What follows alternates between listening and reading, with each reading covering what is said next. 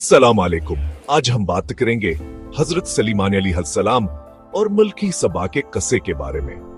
हजरत सलीमान अलैहिस्सलाम अल्लाह ताला के बरगुज़ीद अंबिया और हजरत दाऊद अलैहिस्सलाम के बेटे थे। अल्लाह ताला ने इन्हें नबूवत के साथ साथ दुनियावी बादशाहत, जबरदस्त हिकमतावर इल्म अता फरमाया था। एक दिन हजरत सलीमान अलैहिस्सलाम अपने दरबार में पर नदों का मुआयना कर रहे थे जब उन्होंने हुद को गायब पाया।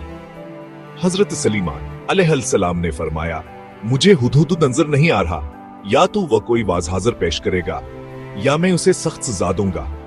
कुछ देर बाद हुदहुद हाजिर हुआ और अर्ज की, मैं एक ऐसी खबर लाया हूं जो आपके इल्म में नहीं।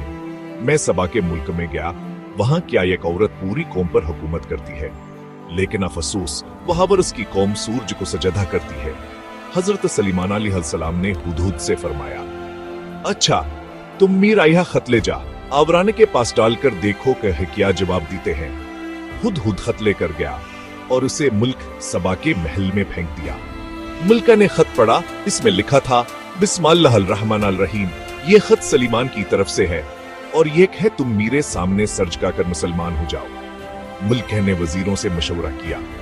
उन्होंने कहा, हम ताकतवर कौम हैं, लड़ सकते हैं, मगर फैसला आपका है। मुल्का ने कहा, बेहतर है कि हम सलीमान के पास तहफे भी जिक्र दिखे कहो 11वीं अख्तियार करते हैं। चुनांचा एक अजीम तहफ हले कर कासिद हजरत सलीमान अलैहिस्सलाम के पास आया।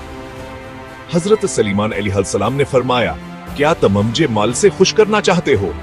जो अल्लाह मुझे अता फरमाया है वो तुम्हारे तहफों से कहीं बेहतर है। वापस जाओ और कह दो कि हम तुम पर एक अजीम शिकर लेकर आएंगे जो तुम्हें जलीलो ख्वार कर देगा।